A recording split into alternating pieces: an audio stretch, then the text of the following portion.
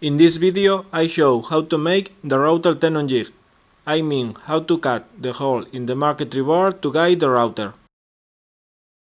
I clamp the marquetry board to the box, more or less in the position where I want it to be on the box when I use it.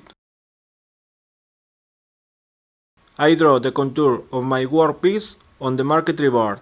I must make sure that the contour I draw is far enough from the edge of the marquetry board. I turn the marquetry board and I begin to shape the whole contour. I make a mark in the middle of the wooden bar contour. With a square I draw two 90 degrees lines, protruding the wooden bar contour.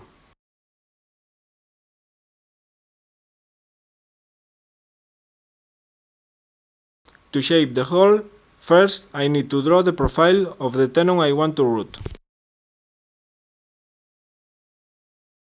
The tenon profile is a mix between a rectangle and two semicircles, one to each side.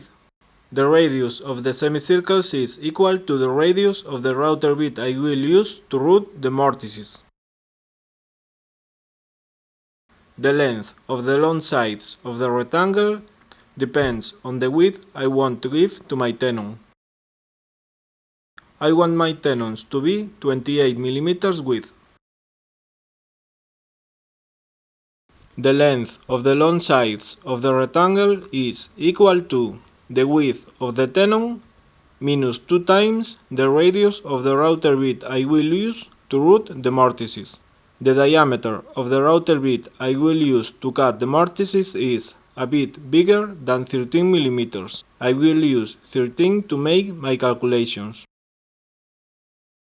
Then the long sides of my rectangle are 28 minus 13 is equal to 15 mm long. I make two marks with the needle of a drawing compass. In my case, 15 divided by 2 is equal to 7.5 mm to each side. Yes, I made a mistake there. That is why when I route my first tenon, it is not centered in the wooden bar head. Now I can calculate the profile for the hole I need to cut. To draw the hole, I need a rectangle which length is equal to the length of the rectangle I used to draw the tenon profile.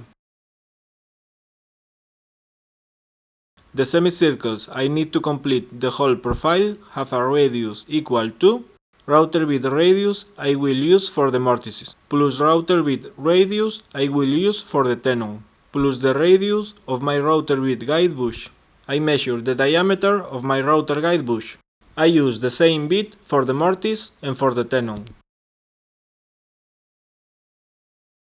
In my case, 6.5 plus 6.5 plus 11.5 is equal to 24.5 millimeters, and this is equal to 2.45 centimeters.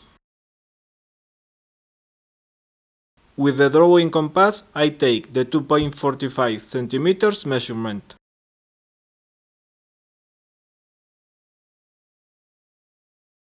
And I draw a couple of circle arcs, centered in the marks I made before with the compass needle. I extend the arcs until they cross each other.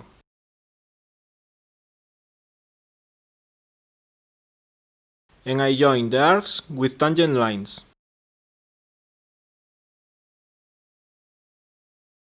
And there I have the profile I need to cut the hole. I can cut it using a jigsaw with a narrow blade, or I can use a marquetry saw. I drill a hole to pass my blade, and I begin to cut.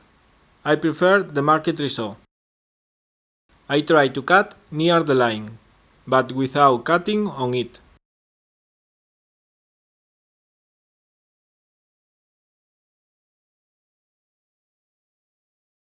There it is. Now I have to adjust it.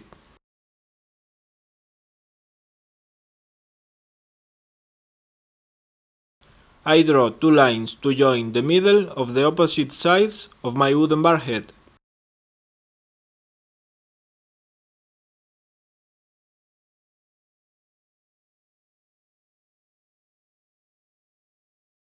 I put my wooden bar against the fence in the box, with the head flush with the marquetry board.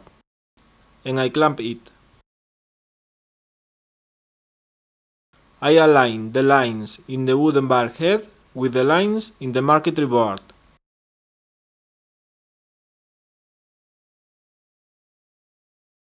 I clamp the jig.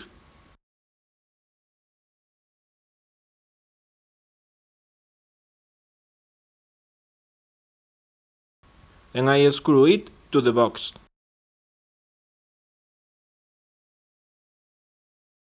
With a piece of plywood and a piece of marquetry, I make a stop to place the wooden bars in the same position all the times, and to avoid the router guide bush from touching the wooden bar.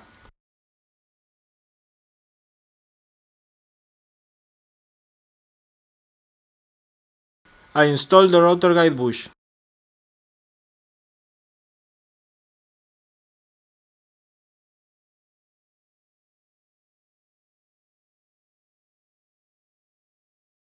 Remember that you must always use safety glasses. When we use the router, we always must wear safety goggles and ear protection. I put the guide bush inside the hole, and I push the router, moving it down a little each time, while I move it clockwise, always with the guide bush against the hole edge.